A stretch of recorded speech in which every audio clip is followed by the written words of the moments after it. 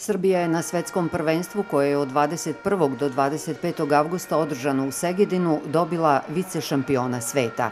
Naš reprezentativac, Bačkopalančanin Strahinja Stefanović je u trci K1 na 200 metara, koju je izveslao za 35,04 sekunde, osvojio drugo mesto, srebrnu medalju i titulu vice šampiona sveta i obezbedio učešće na olimpijskim igrama u Tokiju. Finalnu trku veslala je i Milica Starović, takođe na deonici od 200 metara. Milica je na cilj stigla za 41,91 sekundu i zauzela 7. mesto, što nije dovoljno za put na olimpijadu, jer je olimpijsku kvotu osvojilo 5 prvoplasiranih. Ipak i Milica je osvojila kartu za Tokio u finalu K1 na 500 metara sa rezultatom 1 minut 59,19 sekundi. Osvojila je 4. mesto i izborila olimpijsku normu.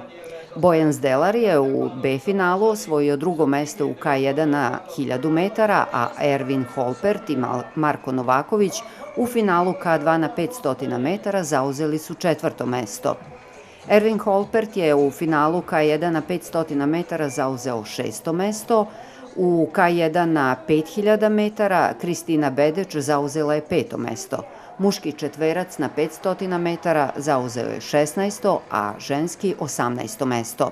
Muški dvosed na 1000 metara zauzeo je 11. Bojan Zdelar u K1 na 1000 metara 11. mesto, a Ervin Holpert u K1 na 5000 metara 19. mesto.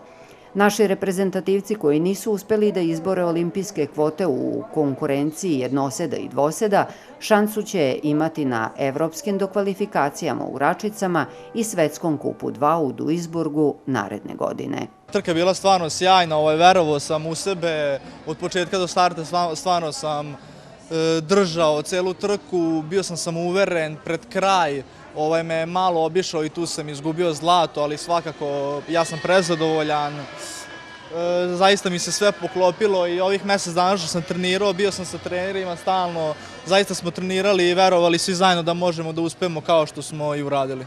Nisam svestan stvarno, i dalje ne mogu da verujem, mislim da sanjam. Tek kada dođem kući posle par dana kad mi se sve slegne, mislim da ću tek onda vidjeti šta sam stvarno uradio, ali sad mi ostaje stvarno samo da uživam i da uživam samo.